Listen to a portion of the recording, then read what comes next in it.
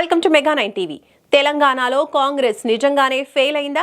ఏడాదిన్నర పాలనలో ఈ విషయం ప్రజలకు అర్థమైందా అంటే అవుననే సమాధానాలు వినిపిస్తున్నాయి.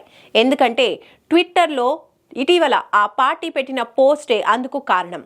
తెలంగాణలో కాంగ్రెస్ పాలనపై ప్రజాభిప్రాయం తెలుసుకునేందుకు ఓ పబ్లిక్ పోల్ నిర్వహించగా అందులో ఊహించని రీతిలో జవాబిచ్చారు రాష్ట్ర ప్రజలు. దీంతో హస్తం పార్టీకి దిమ్మ తిరిగి మైండ్ బ్లాక్ అయ్యేంత పనైంది. ఇంతకీ కాంగ్రెస్ పాలనపై ప్రజలు ఏమనుకుంటున్నారు? ఏదో అనుకుంటే ఇంకేదో అయినట్టుగా హస్తం పార్టీ పరిస్థితి ఎందుకు తయారైంది? పోల్ వార్ గులాబీ పార్టీకి కలిసొచ్చే అంశంగా ఉందా? నేటి ఆఫ్ ద రికార్డ్లో చూద్దాం.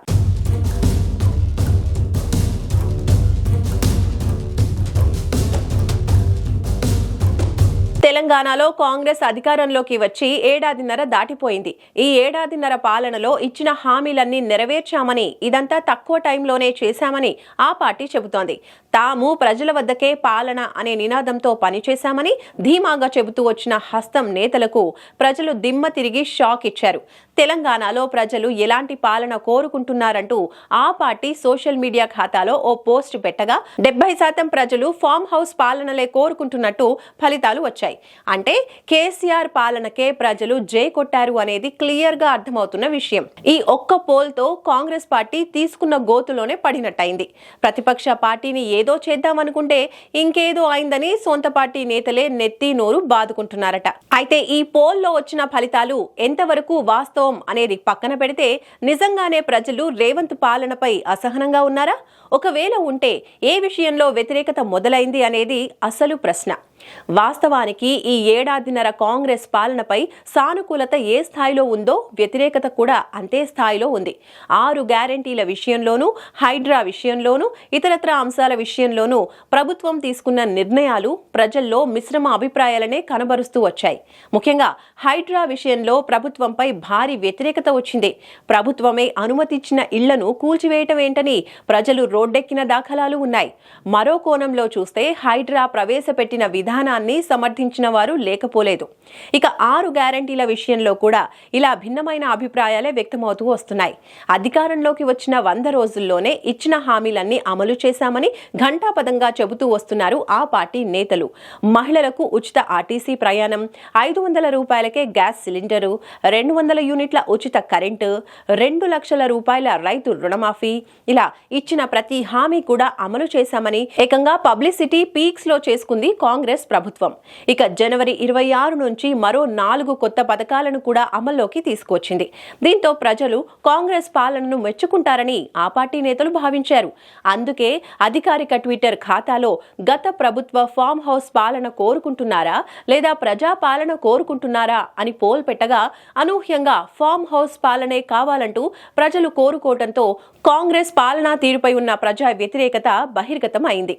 మరి హస్తం సర్కార్ను ప్రజలు ఇంతలా తిరస్కరించడానికి కారణం ఏమైనా ఉందా అంటే చాలానే ఉన్నాయనేది అటు ప్రతిపక్ష పార్టీల నుంచి ఇటు ప్రజల నుంచి వినిపిస్తున్న మాట. 6 గ్యారెంటీలు అమలు చేస్తున్నామని చెబుతున్నప్పటికీ మెజారిటీ లబ్ధిదారులకు ఆ పథకాలు అందటం లేదు అనేది ప్రజల వైపు నుంచి వినిపిస్తున్న మాట. ఇంకా రైతు భరోసా, రుణమాఫీ వంటి హామీల విషయంలో ప్రభుత్వ పొంతనలేని సమాధానాలు కూడా ప్రజా వ్యతిరేకతకు ఓ కారణమనేది విశ్లేషకులు చెబుతున్న మాట. ఇలా చాలా అంశాలపై ప్రజల్లో ఏర్పడిన వ్యతిరేకతే నేడు కాంగ్రెస్ పాలనపై వచ్చిన ప్రతికూలతగా తెలుస్తోంది. అయితే ఏడాదిన్నరలోనే ప్రభుత్వంపై నమ్మకం సన్నగిలటం నిజంగా కాంగ్రెస్ ను ఇబ్బంది పెట్టే అంశమే. ఎందుకంటే మరో 3.5 సంవత్సరాల పాలన మిగిలే ఉంది. ఈ నేపథ్యంలో రేవంత్ పాలనా తీరును తప్పుబడుతూ సొంత పార్టీ నుంచే ప్రతికూల పవనాలు వీచే అవకాశమూ లేకపోలేదు. పైగా రేవంత్ రెడ్డిని తప్పిస్తే సీఎం చైర్లో కూర్చునేందుకు ఆ పార్టీలో తెర వెనుకన నేతలు చాలానే ఉన్నారు. వారంతా కూడా తిరిగి యాక్టివ్ అయిన ఆశ్చర్యపోనవసరం లేదు. ఒకవేళ అదే గనక జరిగితే అంతర్గత కుమ్ములాటలు మళ్లీ మొదటికి వచ్చి ఆ పార్టీ పరిస్థితులు పూర్తిగా మారిపోతాయనటంలో ఎలాంటి సందేహం లేదు. పైగా ఆ పోల్ ని చూపిస్తూ గులాబీ పార్టీ దూకుడు మరింత పెరిగే అవకాశం ఉంది. బీఆర్ఎస్ పార్టీ ప్రభావం తెలంగాణలో తగ్గిందని, మళ్లీ ఆ పార్టీ పుంజుకోవటం కష్టమేనని గత కొన్నాళ్లుగా రకరకాల అభిప్రాయాలు తెరపైకి వస్తున్నాయి. ఈ క్రమంలో కాంగ్రెస్ సెల్ఫ్ గోల్ వేసుకోవటం గులాబీ పార్టీకి కలిసొచ్చే అంశం. ఎందుకంటే ఇటు సోషల్ మీడియాలోనూ అటు క్షేత్రస్థాయిలోనూ కాంగ్రెస్ పాలనపై వచ్చిన వ్యతిరేకతను మరింతగా ప్రొజెక్ట్ చేసే అవకాశం ఉంది. మొత్తానికి ఒక్క పోల్ హస్తం పార్టీ స్థితిగతులనే మార్చేయటం ఇప్పుడు తెలంగాణ రాజకీయాల్లో హాట్ చర్చలకు దారితీస్తోంది. అయితే హస్తం నేతలు తాజా పోల్ పట్ల స్పందిస్తున్న తీరు కూడా కొంత వివాదంగానే ఉంది. సోషల్ మీడియా ఖాతాలో తాము వేసిన పోస్ట్ ఉద్దేశపూర్వకంగానే వేశామని, అయితే ఆ పోస్టులో పోల్ చేసిన వారంతా దుబాయ్, అమెరికా వంటి దేశాల నుంచి ఆపరేట్ చేస్తున్న బీఆర్ఎస్ సానుభూతి పరులని కవర్ చేస్తున్నారు.